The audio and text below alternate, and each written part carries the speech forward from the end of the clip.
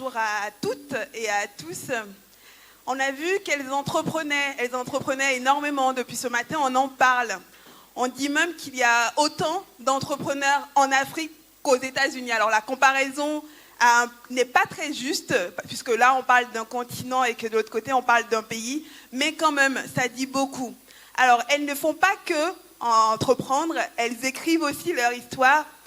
Et ce talk m'a personnellement beaucoup parlé parce que oui, c'est important de reprendre la main sur le discours, de prendre la parole, de se montrer, de dire que nous aussi, on a des choses à dire sur notre parcours et sur nos combats et aussi sur les différentes actions qu'on a envie de mener pour les autres et pour d'autres femmes.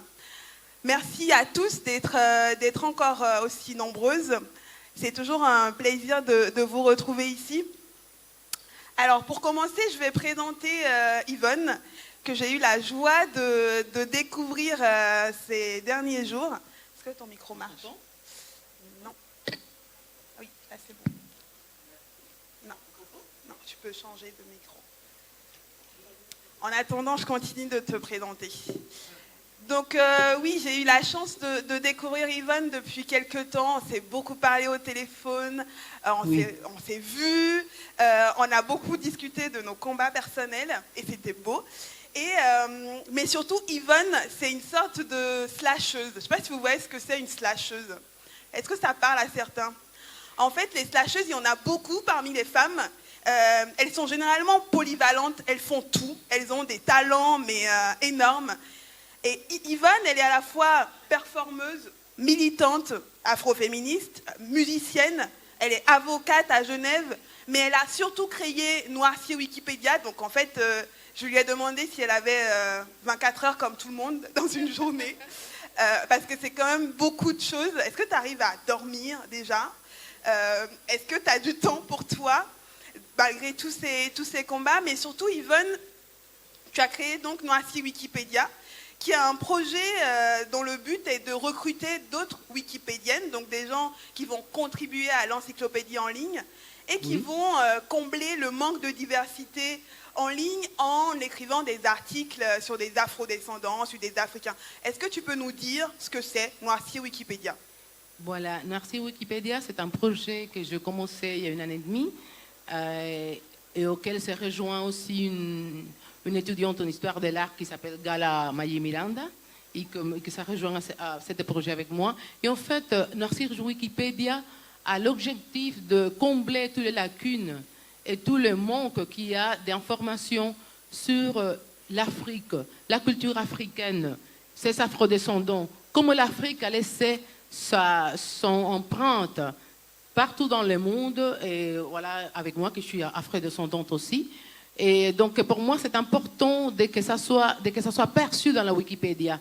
Parce que la Wikipédia, c'est l'encyclopédie en ligne sur laquelle nos enfants et les plusieurs générations iront. Alors, il y a un manque de visibilité de nos conquêtes en tant que peuple africain et en tant qu'afrodescendants. Et mon projet, il est focalisé beaucoup, surtout, sur les femmes africaines et afrodescendantes qui ont eu un parcours notoire, voilà, et qui sont pas dans la Wikipédia. Alors, je voudrais qu'on fasse aussi une inclusion dans la Wikipédia des gens desquels on ne parle pas, voilà. Donc, des gens qui sont en situation de vulnérabilité, mais qui arrivent quand même à avoir un parcours très intéressant. Des femmes qui ont migré dans des pays occidentaux, mais qui sont quand même sauté toutes les barrières pour arriver à avoir des carrières politiques et sportives, artistiques énormes. Donc, et ils ne s'apparaissent pas dans la Wikipédia. Il faut savoir que la Wikipédia, c'est 16% des biographies de femmes, donc même pas 1% des biographies de femmes de l'Afrique et du monde entier. Alors, pour que la Wikipédia soit pluri-universelle, il faut que tous les domaines de connaissances soient contenus. Et la connaissance, elle est partout. Pas seulement recentrée. Elle est aussi en Afrique, en Asie, en Amérique latine. moi, ce qui me touche vraiment, c'est que moi, en tant qu'afrodescendante, je trouve mon identité de l'Afrique, je me sens une Africaine de Cuba, et donc c'est pour ça que j'entends élargir ces connaissances à tout le monde. Et la Wikipédia, c'est le moyen. Alors, je voudrais seulement dire, pour finir, que, s'il vous plaît, parce qu'il y a beaucoup de gens qui disent « Ah, Yvonne, c'est génial, je t'envoie des biographies de gens pour remplir la Wikipédia. » Moi, toute seule, je ne peux pas, je ne vivrai pas.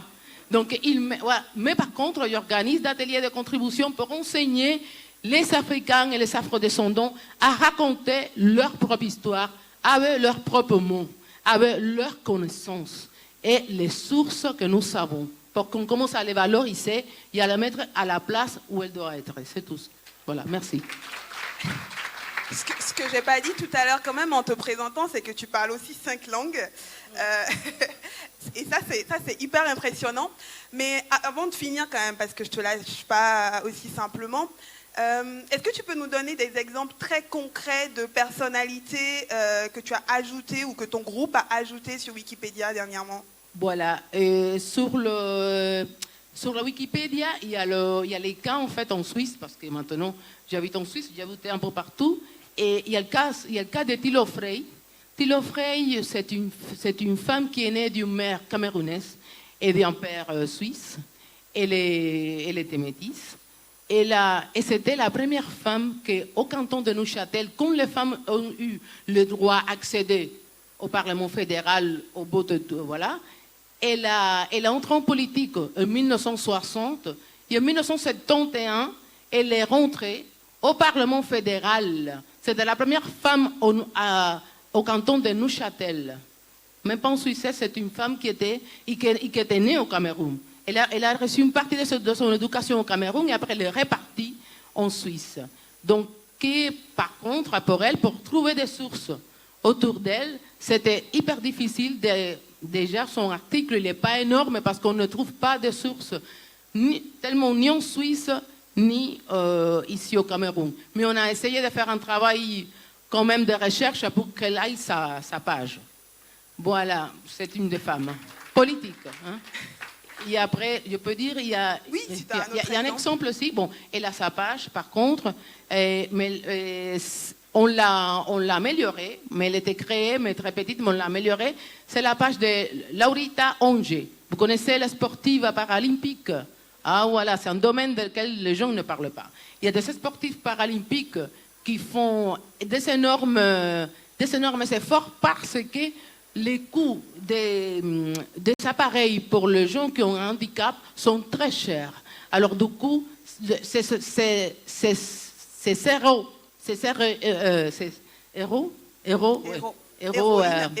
en espagnol. Ces héros de l'Afrique, elles ne ressortent pas dans la lumière publique parce qu'elles n'ont pas de moyens pour accéder à toutes ces compétitions. Mais par contre, à Laurita Onge, c'est une femme extraordinaire qui est actrice, même avec son handicap. Elle est actrice, elle est lanceur des balles et elle est championne olympique pour 2 fois. Voilà. Elle vient de Nigeria.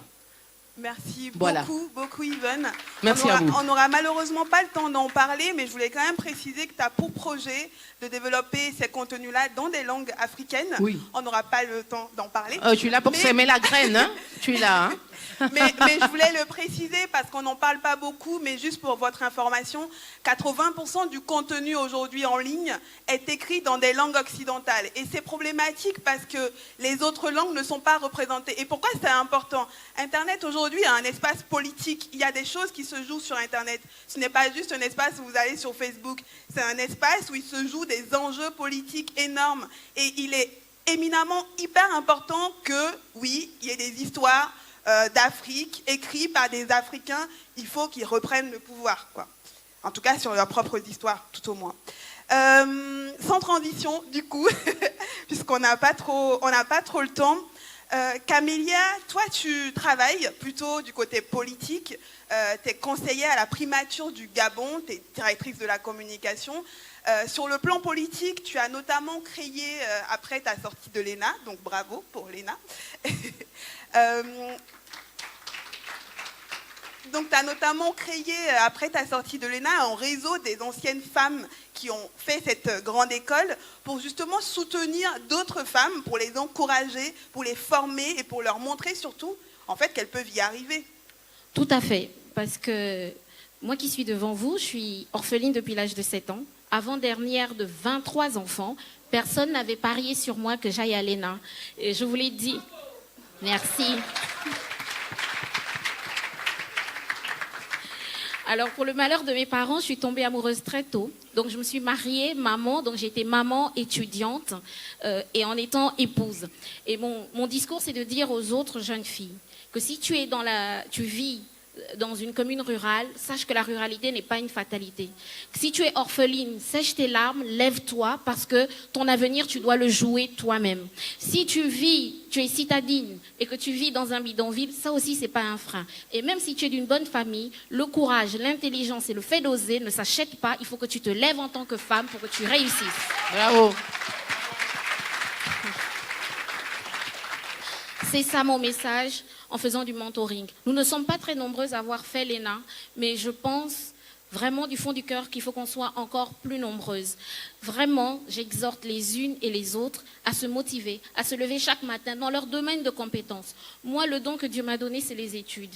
Les gens m'ont dit, waouh, c'est bien, elle vient d'Afrique, mais aujourd'hui, je suis 6 fois diplômée des meilleures écoles françaises, Sciences Po, Paris-Sorbonne au CELSA et l'ENA, et mon combat, c'est qu'il faut que toutes les femmes africaines se forment, aussi bien sur le continent, parce qu'il y a des partenariats qui peuvent se faire avec ces écoles qui peuvent venir s'installer chez nous, ou bien aller aussi en France, aux États-Unis, en Angleterre. Faites ce qui vous passionne, mais réussissez.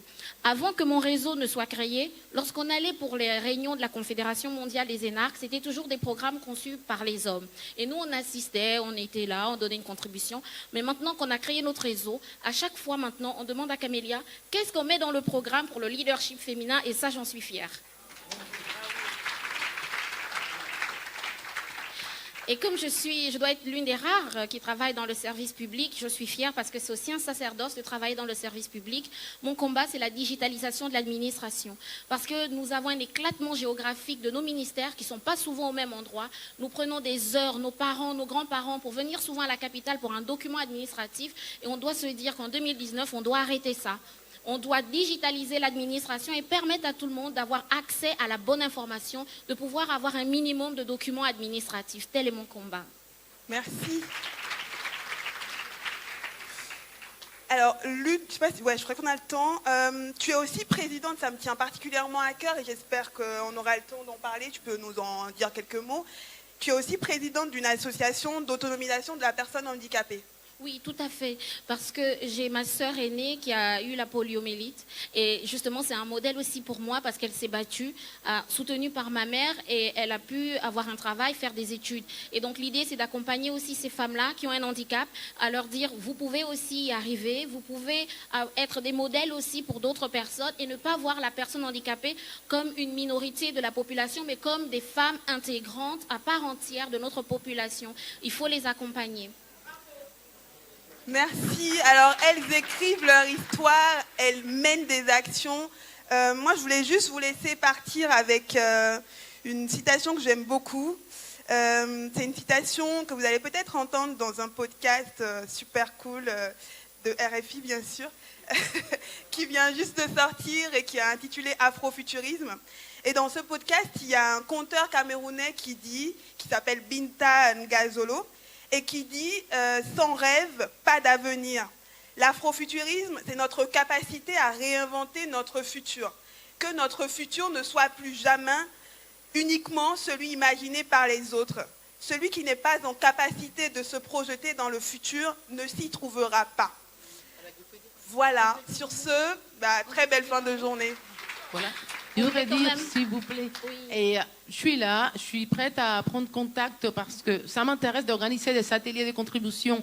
Ici, il y a des Wikipédiens sur le Sénégal, sur Dakar, donc avec lesquels vous pouvez prendre contact aussi pour faire ce travail parce qu'on a besoin de beaucoup de contributeurs quand même. Voilà. Merci beaucoup. Bonne journée. Et merci à Delphine et à son équipe pour ce qu'elle fait. Et je voulais dire à chacune d'entre vous qu'il y a quelque chose de fondamental. Mandela a dit, aucun de nous seuls ne peut atteindre le succès, que nous soyons un grand réseau de femmes et d'hommes qui croient aux atouts du digital. Je vous remercie et j'espère vous voir au Gabon. Bravo.